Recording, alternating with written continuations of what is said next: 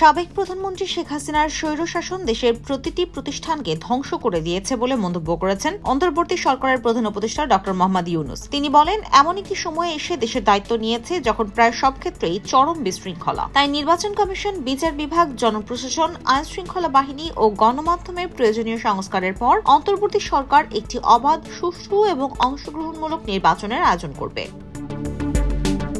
রাজধানীর একটি হোটেলে রোববার দুপুরে ঢাকায় বিদেশি বিভিন্ন মিশনের রাষ্ট্রদূত ও জাতিসংঘ সহ আন্তর্জাতিক সংস্থার প্রতিনিধিদের প্রথম ব্রিফিংয়ে ডক্টর ইউনূস একথা বলেন। গণতান্ত্রিক ভবিষ্যতের নবযাত্রায় বাংলাদেশের বন্ধু, অংশীদার ও আন্তর্জাতিক সম্প্রদায় পাশে থাকবে বলে আশাবাদ ব্যক্ত করেন তিনি। পরে ব্রিফিংয়ে প্রধান উপদেষ্টার প্রেস সচিব শফিকুল আলম সাংবাদিকদের জানান, প্রধান উপদেষ্টা বিদেশি কূটনীতিকদের পুরোপুরি সমর্থন চেয়েছেন।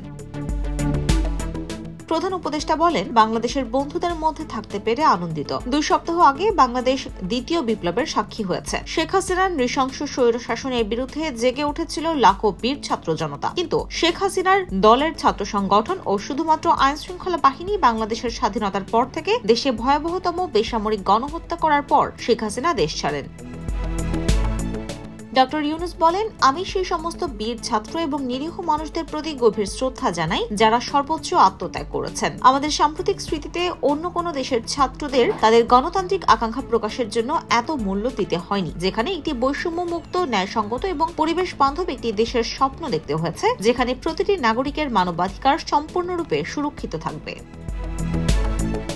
প্রধান উপদেষ্টা বলেন, আমি এমন একটি সময়ে এসে দেশের দায়িত্বভার নিয়েছি যেখানে অনেক দিক থেকেই পুরোপুরি বিশৃঙ্খল পরিস্থিতি বিরাজ করছে। ক্ষমতায় থাকার চেষ্টায় শেখ হাসিনার স্বৈরাচার সরকার দেশের প্রতিটি প্রতিষ্ঠানকে ধ্বংস করে দিয়েছে, বিচার ব্যবস্থা ভেঙে পড়েছে। তিনি বলেন, দীর্ঘ 1.5 দশকের নির্মম নৃশংসতার মাধ্যমে গণতান্ত্রিক অধিকার দমন করা হয়েছিল, নির্বাচনে কারচুপি হয়েছে, তরুণ প্রজন্ম তাদের ভোটাধিকারের চর্চা না করেই বেড়ে উঠেছে, সম্পূর্ণ রাজনৈতিক পৃষ্ঠপোষকতায় ব্যাংক লুট হয়েছে, আর ক্ষমতার অপব্যবহার করে লুণ্ঠন করা হয়েছে রাষ্ট্রীয় কোষাগার।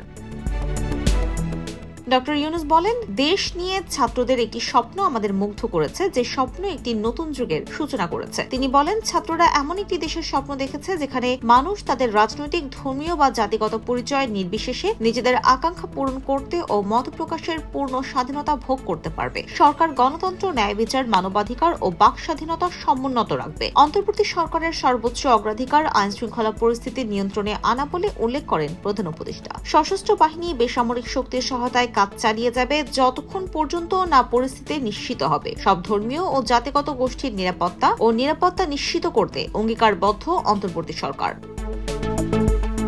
প্রধান উপদেষ্টা দেশে জুলাই-আগস্ট মাসে আন্দোলনে নিহত হওয়ার ঘটনায় জাতিসংঘের তদন্তকে স্বাগত জানান। তিনি বলেন, তিনি চান এই ঘটনার নিরপেক্ষ তদন্ত হোক, তদন্তে জাতিসংঘকে বাংলাদেশ সরকার সহায়তা দেবে। ডক্টর ইউনূস বলেন, বাংলাদেশ যতগুলো আন্তর্জাতিক সংস্থার সঙ্গে চুক্তি করেছে তার সব বাস্তবায়ন করবে সরকার। তিনি বলেন, নির্বাচন কমিশন, বিচার বিভাগ, বেসামরিক প্রশাসন, নিরাপত্তা বাহিনী ও গণমাধ্যমে গুরুত্বপূর্ণ সংস্কারের জন্য দায়িত্ব পালন করব। এরপর আমরা একটি অবাধ, সুষ্ঠু, অংশগ্রহণমূলক নির্বাচন অনুষ্ঠানের আয়োজন করব।